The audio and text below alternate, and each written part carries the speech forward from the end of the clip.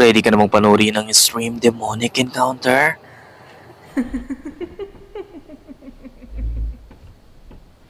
Come through here. Let's see. What the fuck was that? What the fuck was that? Oh, what the fuck is that shit, dude? Oh, what the fuck? Run, run. What the fuck was that? What the...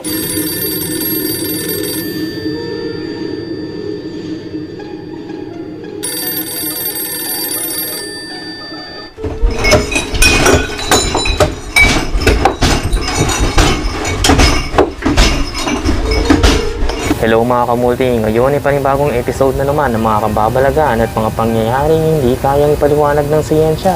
Well, kung mahilig ka ng mga ganitong pangyayari ay hindi ka nagkamali ng pinuntahan. Kaya huwag na tayo magpaligoy-ligoy pa. Kaya tara.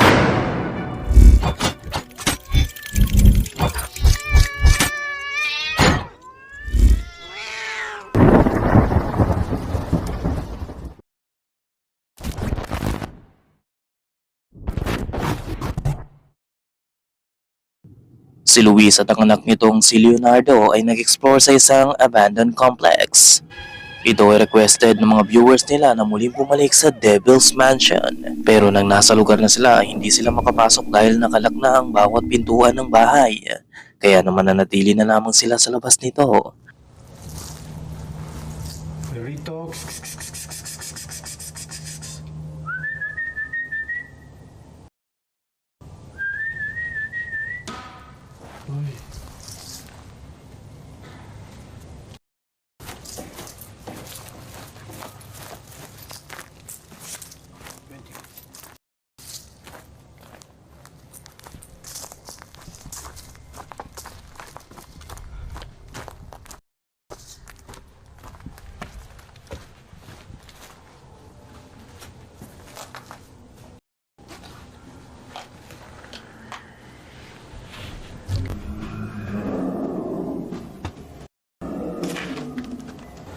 No me gusta para nada cómo se escucha.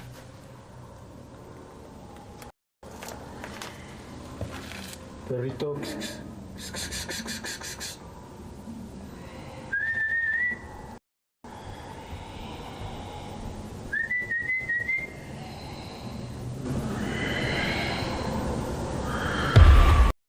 Ay, ahí está. Oye. Vente para allá, Leo. Claro. Bigla silang nakarinig na nakapangingilabot na tunog mula sa loob. Kaya naman sinilip nila ito nang biglang isang figura ng babae ang sumilip din sa kanila. At sa pagpapatuloy nga nila sa lugar, ito naman ang marirecord nila.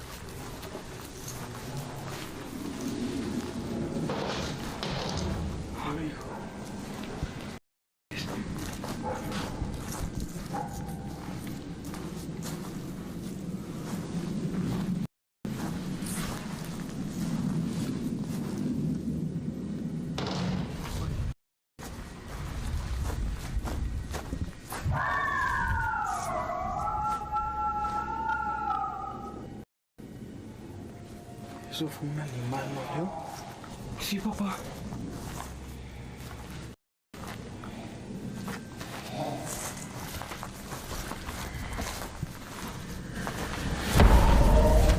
Ay, hijo. Muli nilang nakita ang imahe na naglakad mula sa loob ng gusali. Dito na magiging katakot-takot ang susunod pang mangyayari.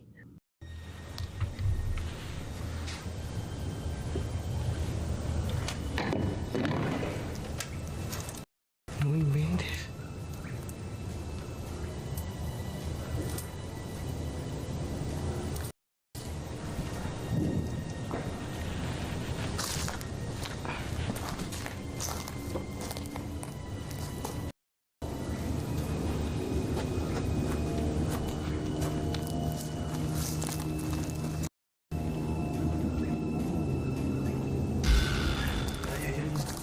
Leo. Ahí hay alguien. Leo. So no, sa palagay mo kamulti ang na-capture nila sa Devil's Mansion? Totoo kaya ito o ibang tao ito na pumasok na lang din sa bahay? O marahil ay hoax lamang? Ano sa palagay mo?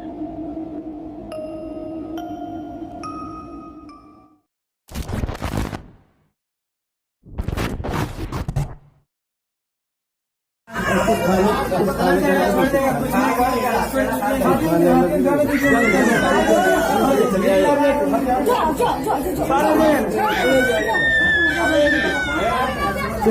video namang ito ay nagpapakita ng isang unggoy at batang hawak-hawak nito.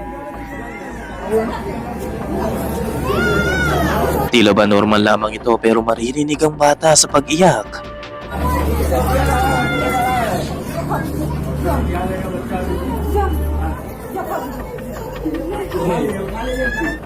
Nagsaboy ng pagkain ng isang babae upang may baling ang atensyon nito.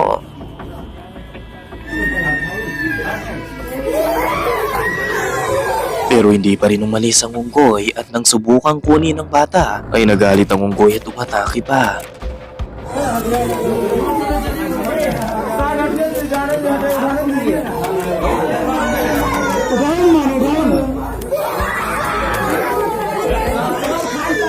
Well, sa hindi pa nakakaalam, may sagradong hayop ang unggoy sa mga Indiano at sa katunayan ay isa ito sa kanilang Diyos-Diyosan.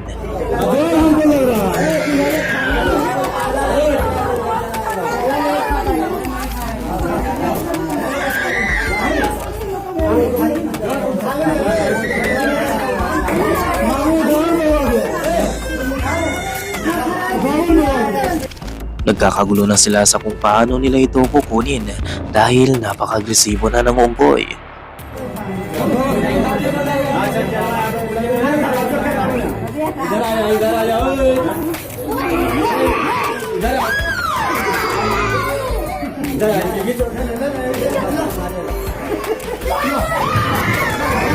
Nang malingat ito ay isang lalaki sa gilid ang agad na hinatak ang bata na siya namang labis na ikinagalit ng unggoy.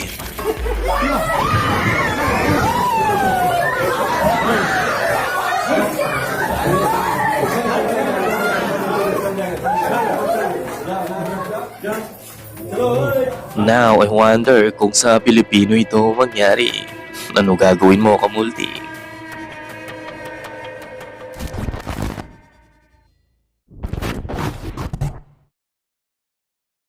Muli ito ngayon natin si Dennis mula sa YouTube channel na Dark Ghost Paranormal. Sa episode na ito ay nag-imbestiga siya sa isang extremely demonic house. Ayon sa kanya ay simula nang mamatay ang may-ari ng bahay ay nakakarinig na ang mga taong bumibisita sa bahay ng mga nakapangingilabot na ungol, sigaw at mga kalampag at kung minsan ay paggalaw na ng mga gamit. Kaya naman dito ay aalamin niya kung ang naninirahan na nga ba dito ay multo ng may-ari o isang demonyo o ibang entity. Здесь кто-нибудь есть из мира духов?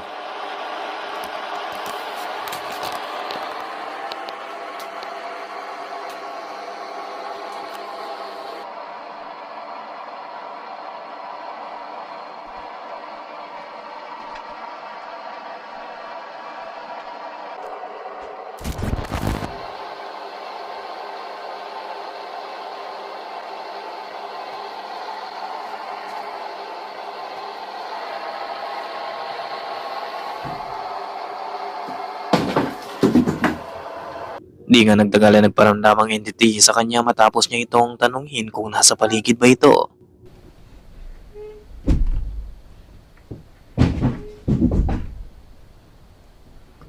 Nagbukas sara ang cabinet na nakunan ng camera 4 sa kabilang kwarto.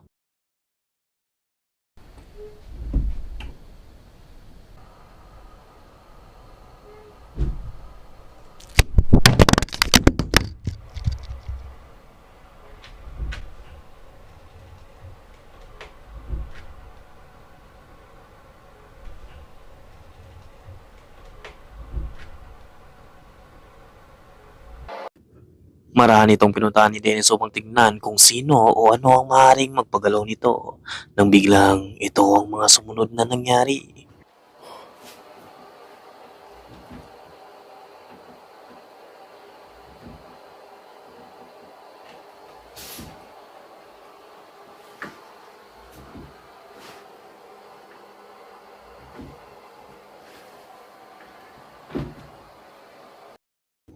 Habang papalapit siya sa aparador ay patuloy pa rin ito sa pagbubukas-sara.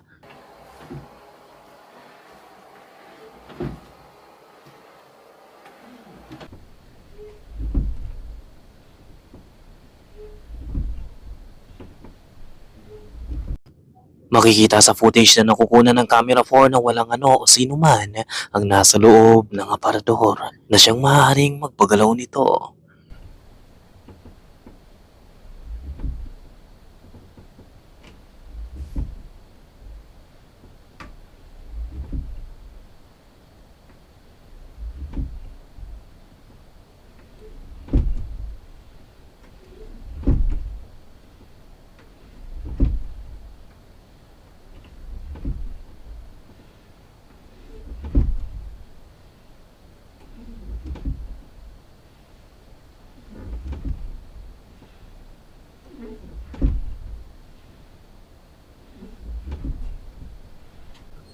Takot man at nangangamba ay nagpasya pa rin ipagpatuloy ni Dennis sa paglapit sa aparador nang biglang may naramdaman ito mula sa likod.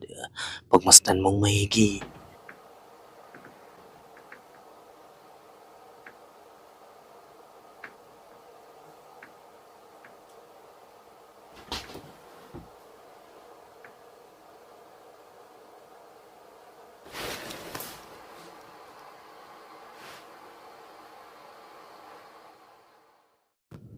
Di nga nagtagal na nagparamdam sa kanya ang entity matapos niya itong tanungin kung nasa paligid ba ito.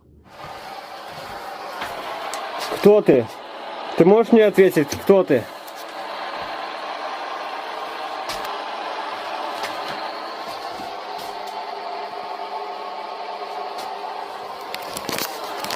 Кто ты?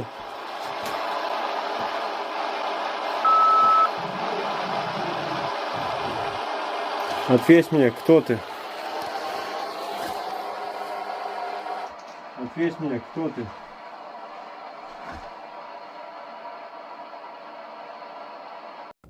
Nakakarinig na si Dennis ng mga kalabog sa palibot ng bahay.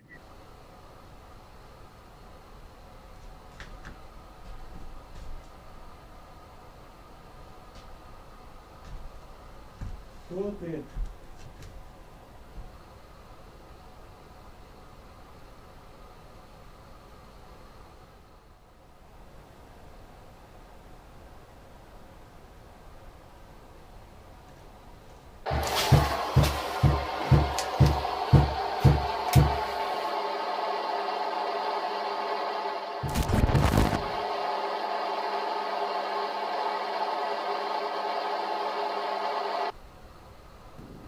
Sa patuloy na pagtatanong ni Dennis ay sumagot na nga ito ng let's play o maglaro tayo.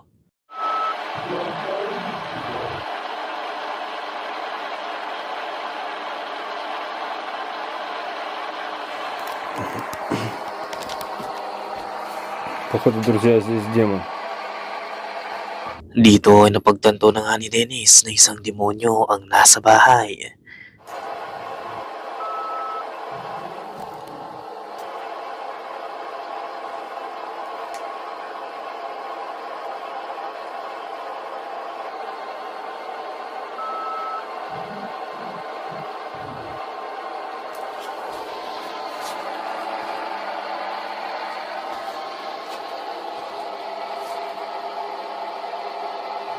Sinunod nga ni Dennis ang utos ng entity na patayin ang ilaw at naglakad na nga siya sa palibot ng bahay gamit lamang ang night vision camera.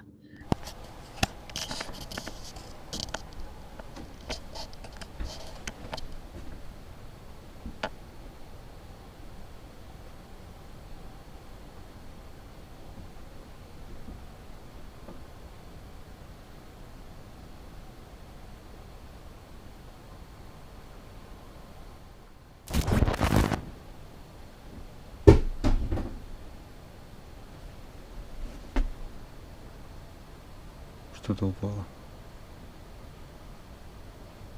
Походу, камера.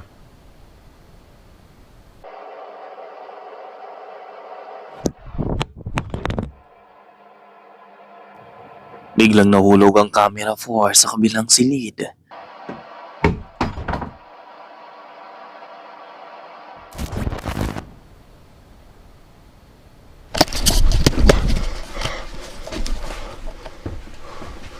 Друзья, меня сейчас реально что-то толкнуло. Biglang may tumulak kay Dennis at dito na nga muling mag-uumpisa ang kalbaryo niya sa loob ng bahay.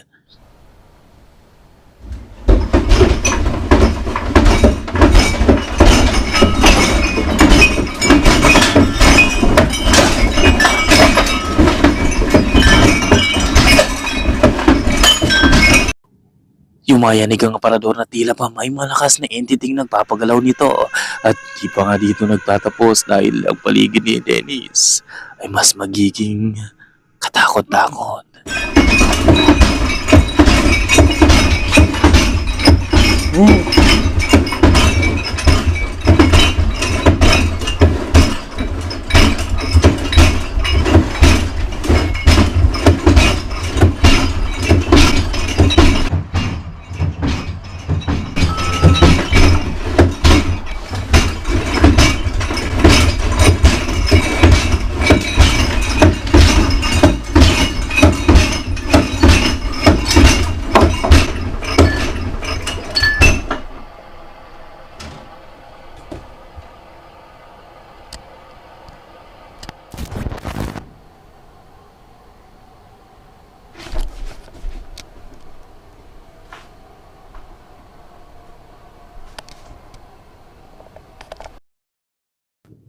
Hindi naman nagtagal ay humupa rin ito.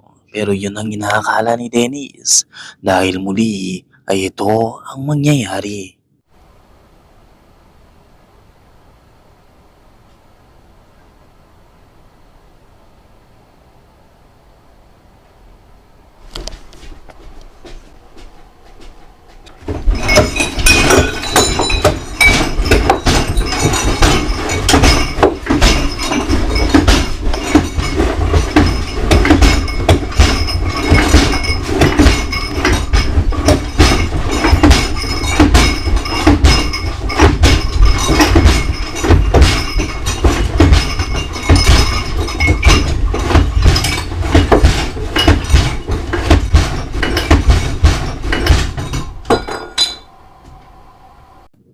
Dahil sa patuloy na pagiging agresibo na nga ng entity sa loob ng bahay, ay nagpasya na nga si Dennis na muling paanda rin ng ilaw at tanungin ito gamit ang spirit box.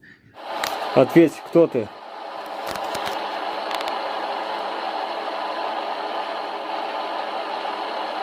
Ты демон?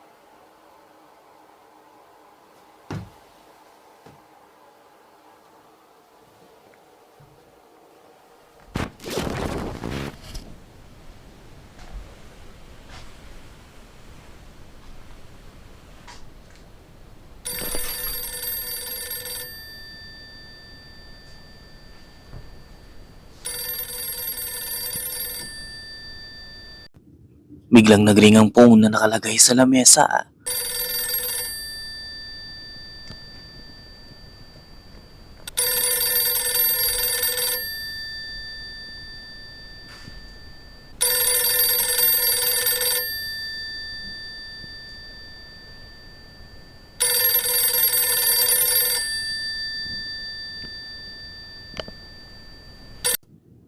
Nakapagtataka ito dahil kung makikita ay walang saksakan ang phone. So paano ito nagre-ring ng kusa?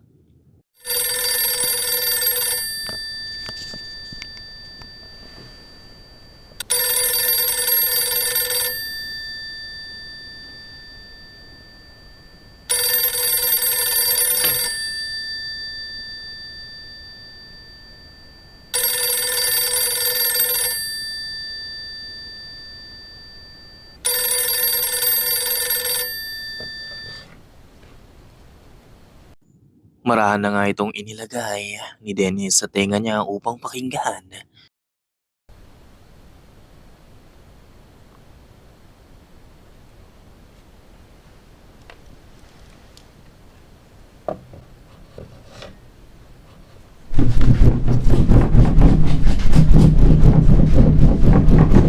Nang muli itong mailapag ni Dennis ay dito na nagumpisang yumanig ang buong paligid.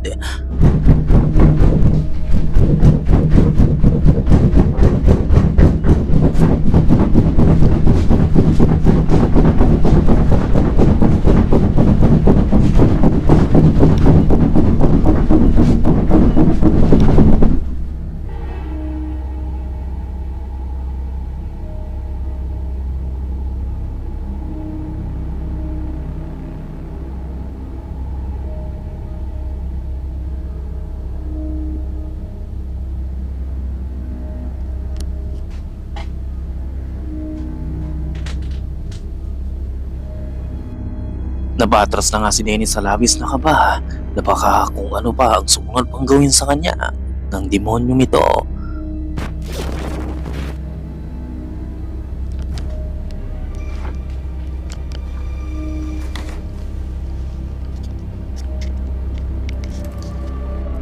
Sa paghawi ni Dennis ng kurtina ay makikita ang mga matang umiilaw na nakatitig sa kanya mula sa madilim na silid.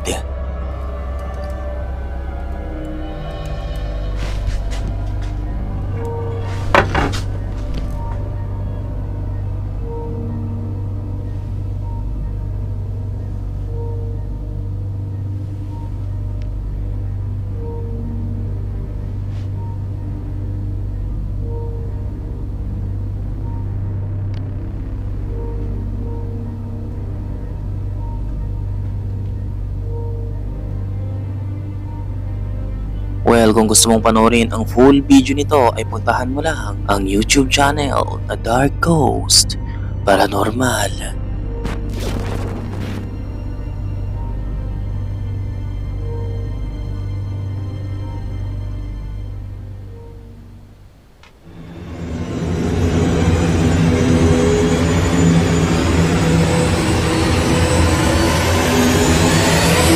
Dahil umabot ka sa yugtong ito ay nangangahulugang matapang kang nilalang. Kaya kung bago ka pa lang sa channel na ito at gusto mo ng mga ganitong content, mag-subscribe ka na at i-click ang notification. Huwag mo na rin kaligtaan i-like ang video. Baka bisitahin ka pa nila.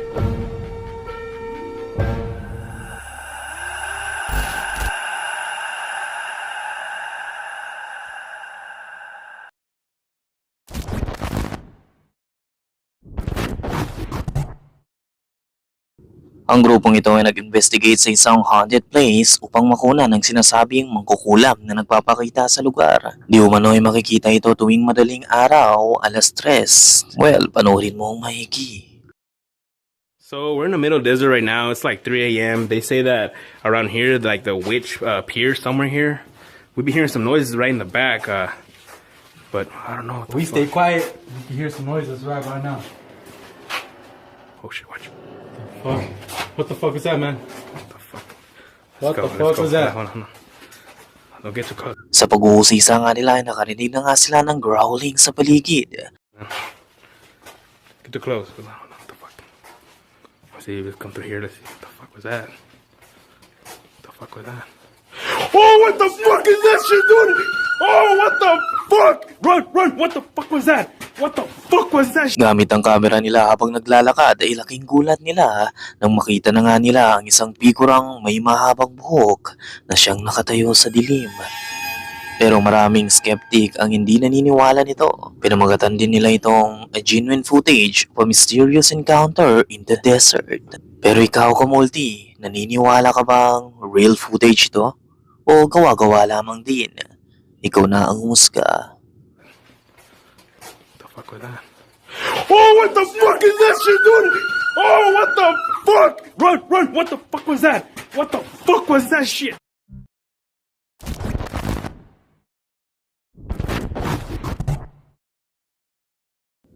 Ang video ito ay nagpapakita ng isang security guard na naglilibot sa isang paaralan upang i-check kung may nakapasok ba sa paligid nito. Pero mukhang iba ang makikita niya. Watch closely. Aku tak faham tu pintu yang tanah tu lalu Ana buka. Masuk hari ni berulang kali pintu tu yang terbuka je. Setiap malam sekarang pukul 3.24 pagi. Apa nak jadi hari ni, aku akan cari apa benda yang tempat pintu buka untuk malam ni.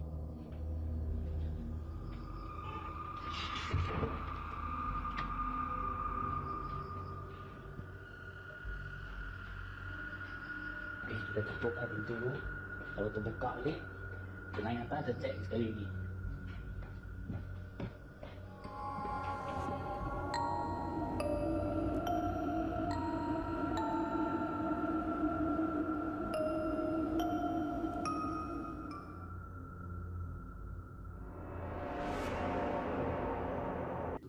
Sa pagpapatuloy ng pag-i-infection nito sa bawat paligid ng paaralan ay nakarinig siya ng ingay sa ikalawang palapag.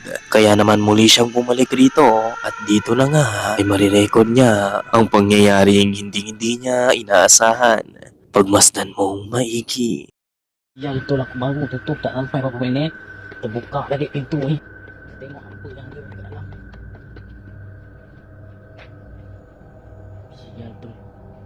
Baru tak baru sampai berapa minit. Terbuka balik. Oi, siapa dalam oi?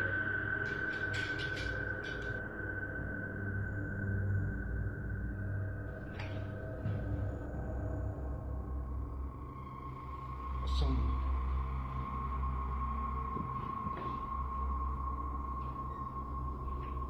Kosongnya.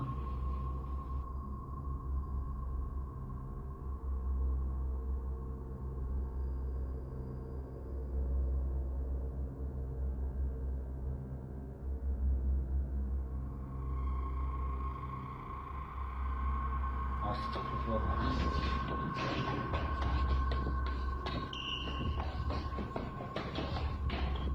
Nakita mo ba? Nang buksan nito ang pintuan mula sa CR ay isang ulo ang nakuna nito sa itaas.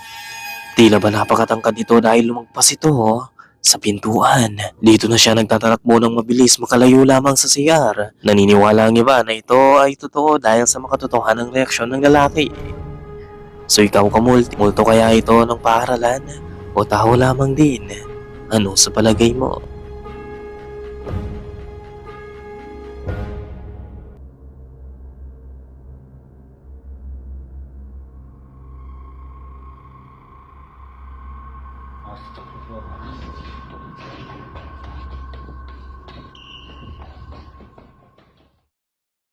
By the way, thank you so much. Mag-like sana kayo at huwag kalimutang mag-subscribe at i-hit ang notification below. Masyadong complicated ang schedule ng mga upload natin mga kamulti.